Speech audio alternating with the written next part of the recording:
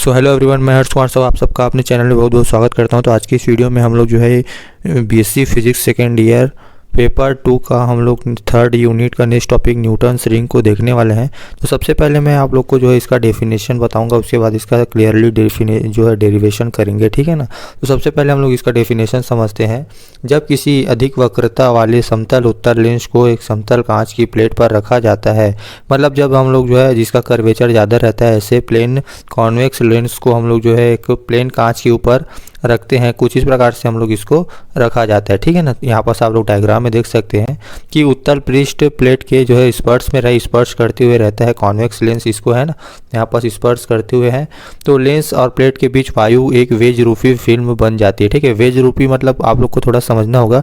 यहाँ पर आप लोग डायग्राम में देख सकते हैं कि यहाँ पर एक गैप बन रहा है, ठीक है ना। यहाँ पर वायु आ सकती है ना, इसके दोनों साइड जो है यहाँ पर वेज रूपी, इसको हम लोग वेज शेप बोलते हैं ना। तो वेज शेप के जो है वेज शेप के रूप में रहता है, ठीक है। वेज फिल्म बन जाती है जब इस फिल्म पर एक वर्णी लाइट को हम लोग परपेंडिकुलर डालते हैं। यहाँ पर हम लोग परपेंडिकुलरली लाइट को यहाँ पर डिस्ट्रीब्यूट करवाते हैं, यानी डालते हैं, तो अनेक वलय बनती, मतलब अनेक सारे रिंग जो है यहाँ पर फॉर्मेशन होता है, जो कि एकांतर क्रम में, जो कि अल्टरनेट क्रम में क्या होती है, डार्क और ब्राइट फ्रिंजेस का निर्माण करती है, ठीक है। अल्टरनेट क्रम में जो है कुछ इस प्रकार से डार्क और ब्राइट फ्रिंज का निर्माण करती है, जिसको हम लोग माइक्रोस्कोप की सहायता से देखते हैं, ठीक है ना। उसका केंद्र बिंदु क्या होता है, अदीप्त होता है, मतलब डार्क होता है, ठीक है। उसका केंद्रीय बिंदु क्या होता है, अदीप्त होता है, डार्क, है ना। उसके बाद हम लोग नेक्स्ट पॉइंट समझते हैं इसका है। तो यहाँ पर डायग्राम समझ सकते हैं, ठीक है ना। डायग्राम में क्या है कि यहाँ पर सोर्स ऑफ लाइट से जो है एक लाइट जो है कॉन्वेक्स लेंस पर गिराई जाती है। कॉन्वेक्स लेंस द्वारा इन किरणों का जो है पैरेललीकरण होता है, यानी समांतरीकरण होता है। तो समांतर रेज यहाँ से निकलती है, जो कि यहाँ पर से ग्लास ट्यूब रखा रहता है। ग्लास ट्यूब में जो है यहाँ पर इंसिडेंट होती है 45 डिग्री के एंगल से, ठीक है ना।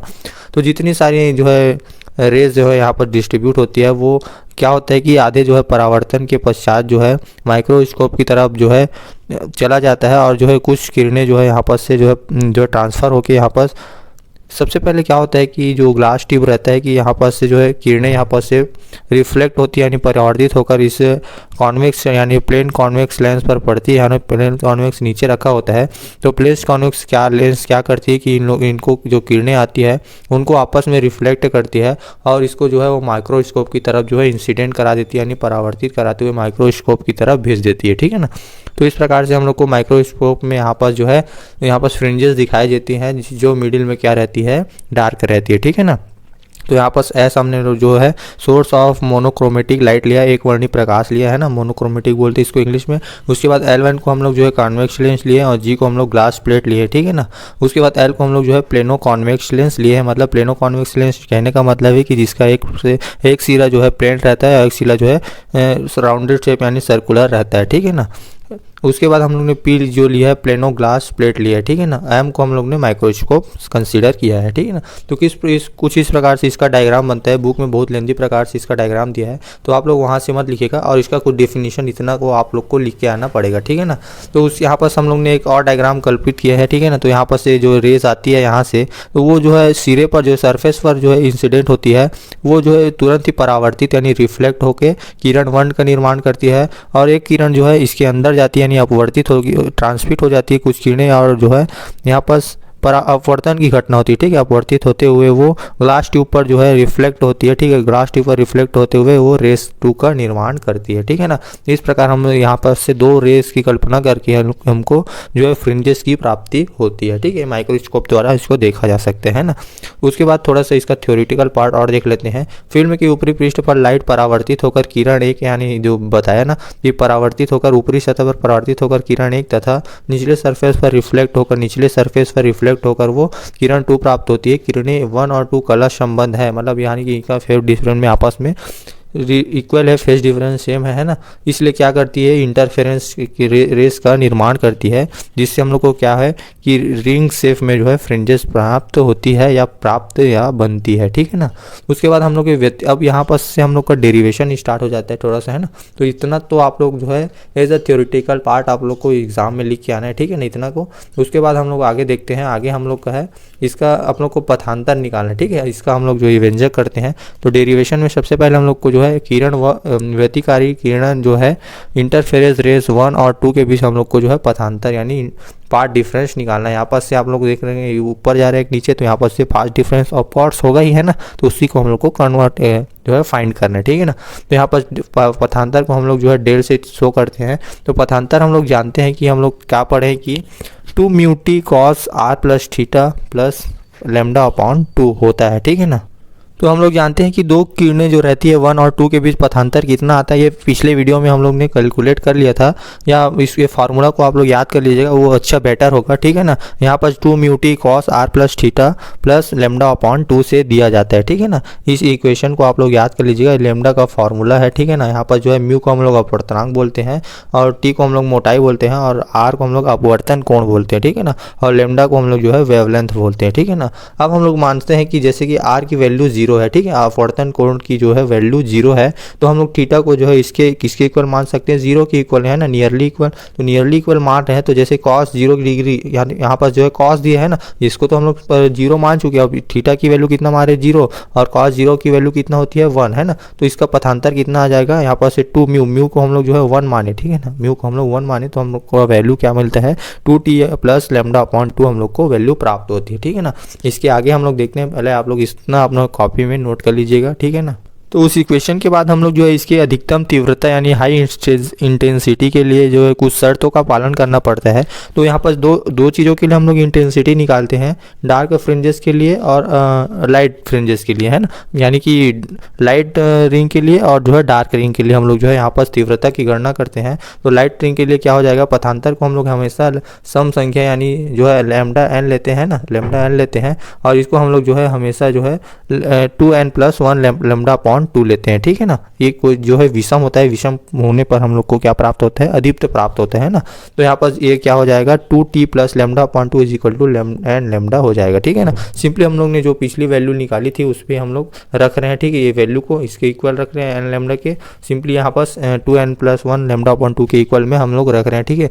इसको जस्ट हम लोग को सॉल्व करना है ना, तो सॉल्व करने पर हम लोग क्या प्राप्त होता है, ये 2 कैंसिल हो जाता है, या फिर कैंसिल तो नहीं किया यहाँ पर ये, तो 2t इज इक्वल टू क्या हो जाता है, यहाँ पर लेमडा इसको कैंसिल कर देते हैं, हम लोग को क्या कॉमन के रूप में क्या प्राप्त होता है 2n - 1 लेमडा अपॉन 2, और इसके जस्ट यहाँ पर ये जो है अपोजिट होता है, ठीक है ना। इसकी वैल्यू यहाँ पास आ जाती है, इसकी वैल्यू यहाँ पास आ जाती है, बस चिन्ह का डिफरेंस रहता है, ठीक है ना।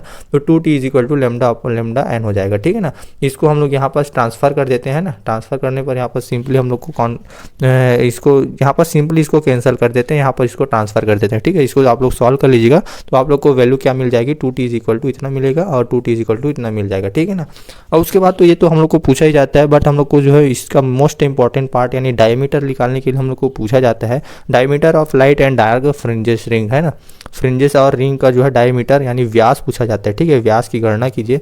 तो यहाँ पर व्यास की गणना करने के लिए हम लोग वही डायग्राम को एक बार जो है कंसीडर करते हैं। यहाँ पर एक ग्लास ट्यूब है ना, ग्लास ट्यूब यहाँ पर से हम लोग लिए हैं, और यहाँ पर जो है एज इट इज़ हम लोग जो है सर्कल ड्रॉ कर दिए है ना, जो भी सर्कल बनता था, ये जो कॉन्वेक्स लेंस का जो बचा हुआ भाग था उसको भी हम लोग ड्रॉ कर दिए है ना। यहाँ पर LM यहाँ पर मानते हैं, यहाँ पर C को हम लोग जो है इसका परपेंडिकुलर डायरेक्शन मानते हैं, और यहाँ पर जो है CP को हम लोग जो है इसकी जो एंगल को डिस्ट्रीब्यूट करना है, ठीक है। यहाँ पर हम लोग इसकी मोटाई को यानी वेस की मोटाई को कितना मानते हैं, T मानते हैं, ठीक है ना। और ये जो N और P को हम लोग जो है यहाँ पर त्रिभुज की गणना कर सकते हैं यहाँ पर, ठीक है ना। तो हम लोग को सिंपली क्या करना है कि सर्कल का नियम जानते हैं, यानी प्रॉपर्टी ऑफ सर्कल लगाना है, यानी कि सबका वर्ग स्क्वायर होता है, ठीक है ना। तो ये क्या हो जाएगा PN² है ना, PN² क्या हो जाएगा, यहाँ पास से आप लोग देख सकते हैं P है ना, PN² है ना। तो यहाँ पर जो है इसका बेस हो जाएगा PN का square is equal to ON है ना, ON हो जाएगा यहाँ से, और क्या हो जाएगा EN हो जाएगा, ठीक है ना। इतना को हम लोग त्रिभुज के प्रॉपर्टी के नियम से जानते हैं, इतना ले सकते हैं, ठीक है ना। या तो ज़्यादातर आप लोग इसको इतना याद रखिएगा कि हम लोग जैसे आधार लेते हैं और इसका परपेंडिकुलर की गणना करते हैं, ठीक है ना। तो सिंपली यहाँ पर क्या हो जाएगा, PN की वैल्यू को हम लोग ने ρn माना है ना, तो ρn का स्क्वायर हो जाएगा इज इक्वल टू ON को एज इट इज लिखते हैं, और EN को हम लोग क्या लिख सकते हैं, AE है और ये N है ना। तो इसको हम लोग क्या लिख सकते हैं, ओ एन माइनस ई ओ माइनस है ना, पूरे को जो है हम लोग ओ एन से घटाते हैं तो हम लोग को ई एन की वैल्यू प्राप्त हो जाती है। ठीक है, सिंपली यहाँ पर इसको तोड़ के हम लोग लिखे तो यहाँ पर rho square n is equal to क्या हो जाएगा, ओ एन की वैल्यू को हम लोग जो है टी माने हैं, यहाँ पर ओ और एन की वैल्यू को आप लोग देख सकते हैं टी माने हैं ना, तो इसकी वैल्यू क्या हो जाएगी, टी हो जाएगी। सिंपली यहाँ पर वैल्यू पुट कर देते हैं और इसकी ई ओ की वैल्यू कितना हो जाएगी, 2r हो जाएगा, माइनस ओ एन ओ की वैल्यू कितना हो जाएगा, टी हो जाएगा। ठीक है, एन ओ की वैल्यू कितना हो जाएगा, टी हो जाएगा। सिंपली हम इसको हम लोग जो है सॉल्व करते हैं तो यहाँ पर टी का मल्टीप्लिकेशन कर देते हैं अंदर, तो ये बन जाता है 2r माइनस टी स्क्वायर। ठीक है, अब हम लोग को टी स्क्वायर को जो है नगण्य मानते हैं। ठीक है, इसको निगलेक्ट कर देते हैं तो इसकी वैल्यू क्या प्राप्त हो जाती है, rho n square is equal to 2r हम लोग को प्राप्त हो जाती है। ठीक है ना, यहाँ पर से 2t की वैल्यू हम लोग निकालना चाहे तो क्या हो जाता है, इस r को इसको इधर ट्रांसफर कर देते हैं तो रो एन स्क्वायर अपॉन एन हम लोग को प्राप्त हो जाती है 2n की वैल्यू। ठीक है ना, अब उसके बाद हम लोग जो है डार्क और जो है लाइट फ्रिंज के जो है डायमीटर की गणना करते हैं तो हम लोग ने ज्ञात कर चुका है कि द्वितीय फ्रिंज के लिए क्या होता है, इसकी वैल्यू 2t(n-1) लैम्डा अपॉन 2 होता है। ठीक है ना, सिंपली यहाँ पर हम लोग 2t की वैल्यू को यहाँ पर रख देते हैं, यहाँ पर हम लोग इसकी वैल्यू को यहाँ पर रख रहे हैं। ठीक है ना, सिंपली यहाँ पर रख रहे हैं तो ये क्या हो जाएगा, rho square n upon r is equal to 2n-1 lambda upon 2। Simply इसको हम लोग सॉल्व करते हैं तो यहाँ पर रो एन की वैल्यू हम लोग रो स्क्वायर एन की इज इक्वल टू क्या हो जाता है, इसको हम लोग ट्रांसफर कर देते हैं तो ये मल्टीप्लिकेशन में आ जाता है जो आर है ना, तो 2n-1 लैम्डा आर अपॉन 2 हो जाता है। ठीक है ना, ये जो द्वितीय फ्रिंज का जो है व्यास पूछा जाता है तो व्यास हम लोग डी एन कैलकुलेट करते हैं तो रो एन की वैल्यू क्या हो जाती है, डी एन अपॉन 2 हो जाती है। ठीक है, इसको आप लोग थोड़ा सा याद कर लीजिएगा कि आप लोग को इतना वैल्यू होता है, क्योंकि डी एन हम लोग जो है ये त्रिज्या होते हैं, मतलब व्यास होते हैं। ठीक है, व्यास को हम लोग क्या माने, व्यास यानी इतना होता है। ठीक है ना, इसको हम लोग 2 से भाग देते हैं तो हम लोग को इसका डायमीटर यानी त्रिज्या हम लोग को प्राप्त हो जाती है। ठीक है ना, तो सिंपली हम लोग जो है यहाँ पर रो की वैल्यू को आप लोग याद कर लीजिएगा, ज़्यादा आप लोग झंझट मत पालिएगा। ठीक है ना, तो रो की वैल्यू के यहाँ पर लिख देते हैं तो यहाँ पर क्या प्राप्त हो जाता है हम लोग को, डी एन स्क्वायर अपॉन 2 है ना, 2 का वर्ग प्राप्त हो जाता है, दोनों का वर्ग हो जाएगा।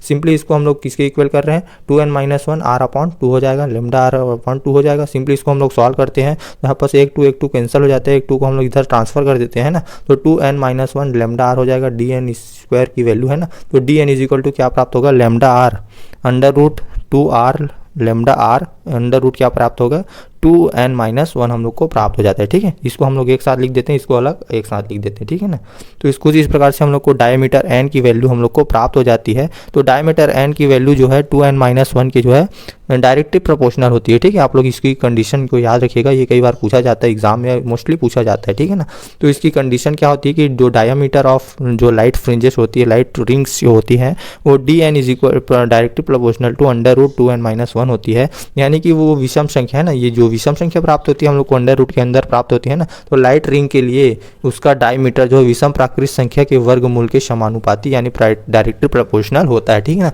तो इतना सा डेरिवेशन आप लोग को जो एग्जाम में करके आना है ना, सिंपली आप लोग इसको याद कर लीजिएगा है ना, थोड़ा सा ज़्यादा दिक्कत नहीं करना पड़ेगा। और यहाँ पर से आप लोग को थोड़ा सा ये प्रॉपर्टी आप लोग को पता रहना चाहिए ताकि आप लोग जो है इसको इजीली सॉल्व कर सके है ना। सो आई होप करता हूँ कि ये समझ में आया होगा। उसके बाद हम लोग जो है डार्क फ्रिंजेस के लिए एज इट इज हम लोग कैलकुलेशन करना सीखेंगे। ठीक है, तो चलिए हम लोग आगे देखते हैं, इतना आप लोग नोट कर लीजिएगा अपने कॉपी में, नोट्स में। ठीक है ना, तो आगे हम लोग देखते हैं जो है डार्क फ्रिंज के लिए। ठीक है, सो उसके बाद हम लोग जो है अदीप्त वलय के लिए जिसका डायमीटर कैलकुलेट करते हैं, तो अदीप्त वलय का जो है हम लोग फार्मूला निकाल चुके हैं यहाँ पर से पिछले पेज से है ना, तो 2t is equal to n lambda हम लोग को प्राप्त होता है ना, पिछले हम लोग निकाल चुके हैं। यहाँ पर सिंपली हम लोग क्या करते हैं कि 2t की वैल्यू कितना आती है हम लोग को, 2t इज इक्वल टू होता है रो स्क्वायर अपॉन आर होता है। ठीक है, यहाँ पर इसकी वैल्यू को हम लोग जो है सब्सटीट्यूट कर देते हैं, तो यहाँ पर हम लोग को क्या प्राप्त होता है, 2t की जगह रो स्क्वायर अपॉन आर प्राप्त होती है, इसको सिंपली हम लोग इजीली लिख देते हैं ना। उसके बाद हम लोग को रो स्क्वायर एन की वैल्यू हम लोग को फाइंड करना है, तो रो की वैल्यू कितना आ जाती है, एन लैम्डा आर हम लोग को प्राप्त हो जाती है। ठीक है ना,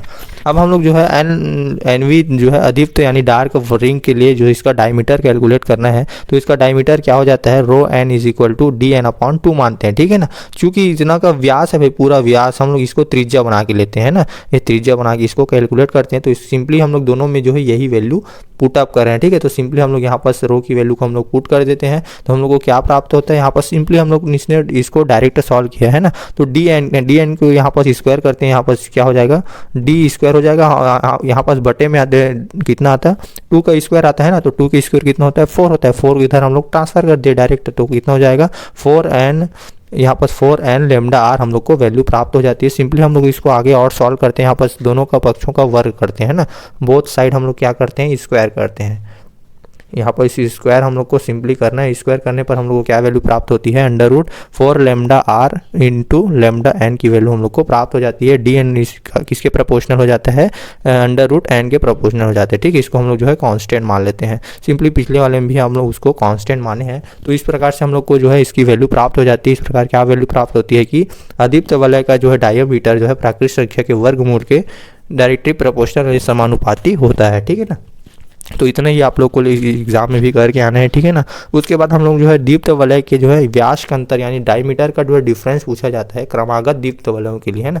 उसके बाद अदीप्त वलयों के लिए भी पूछा जाता है। क्रमागत है ना, क्रमागत मतलब क्या हो जाता है कि हम लोग को पीछे वाले में आगे वाले को माइनस करते हैं तो क्या हो जाएगा, dn² माइनस dn-1 हो जाएगा। ठीक है, इसको हम लोग थोड़ा सा अलग से कैलकुलेट करते हैं। इसका डिफरेंस पूछा जाता है ना, तो डिफरेंस में क्या हो जाएगा, क्रमागत डिफरेंस है ना, तो क्रमागत क्या हो जाएगा 2 lambda r is equal to क्या हो जाएगा बड़ा कोष्टक, ठीक है 2n-1, क्योंकि विषम की सीरीज होती है ना, विषम वाला होता है तो विषम वाला संख्या लेते हैं हम लोग, है ना। तो विषम में क्या हो जाता है 2n-1 और माइनस 2n-3 हो जाता है। ठीक है, इसको हम लोग सिंपली हम लोग सॉल्व करते हैं तो यहाँ पर 2 लैम्डा आर हो जाता है। इसको हम लोग जैसे सॉल्व करते हैं तो हम लोग को 2 वैल्यू प्राप्त होती है।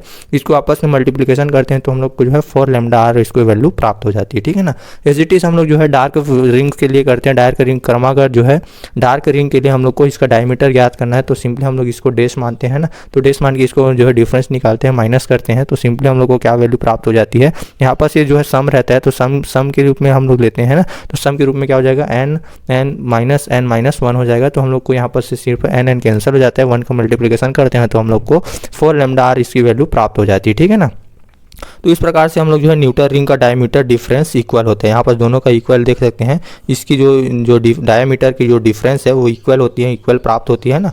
तो हम लोग यहाँ से प्रूव कर सकते हैं कि जो न्यूटन्स रिंग में जो है डायमीटर का डिफरेंस कितना होता है, इक्वल होता है। तो सो गाइस आप लोग को इतना समझ में आया होगा। आप लोग को अच्छा लगा तो वीडियो को लाइक सब्सक्राइब भी कीजिएगा और अपने फ्रेंड्स के साथ भी शेयर कीजिएगा, ताकि आप लोग मेरे जो मेहनत है उसको थोड़ा सा अंजाम मिल सके। सो आप लोग भी वीडियो में बने रहिएगा दोस्तों। So thank you everyone. आगे के वीडियो में आप लोग को नेक्स्ट देखेंगे और आप लोग नोट्स बना लेना, है ना। So thank you everyone.